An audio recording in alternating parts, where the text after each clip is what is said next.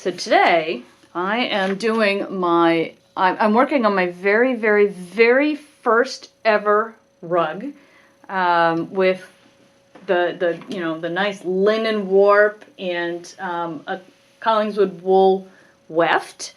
And to honor that occasion, I actually decided that I was going to work on the optical twill rug by Jason Collingwood. I figure if somebody's going to know what they're doing with rugs, that's probably a good bet.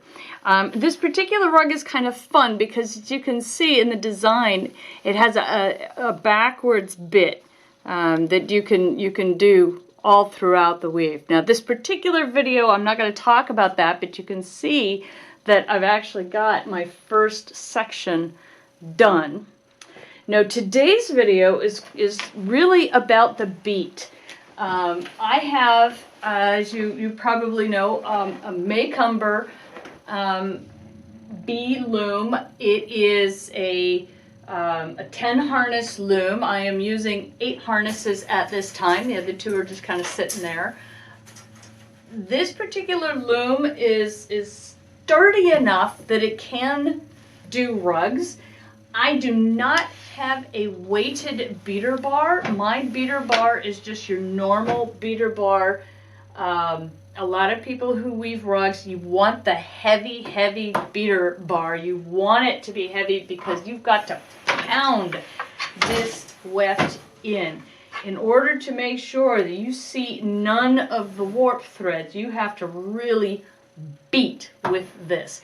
And in order to do so on this rug, on this particular loom, even though it is strong enough and sturdy enough to do this, I have to use all of my strength and all of my muscle to really beat it thoroughly down. So I'm going to show you how to do this without destroying your loom or yourself.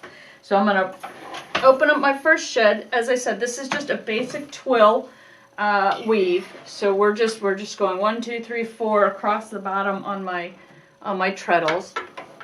I'm going to throw my ski shuttle across, which, by the way, I'm not used to using ski shuttles either. And I set it down. I make sure that I've got my weft where I want it to be.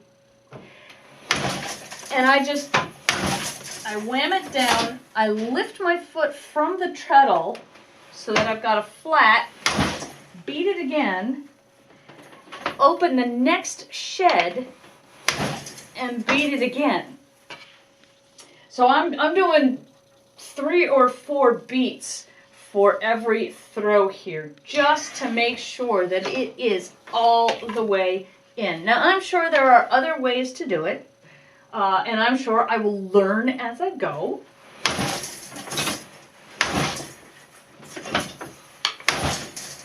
So, open shed, closed shed, next shed. Those are the 3 that I'm doing, and it seems to be working pretty well so far. I've got the only places you can really see the warp is right here on the ends of my my design in the center. So I think it's going fairly well so far. But time will tell, of course. I've hardly started. I've only got, what is that, 8 inches.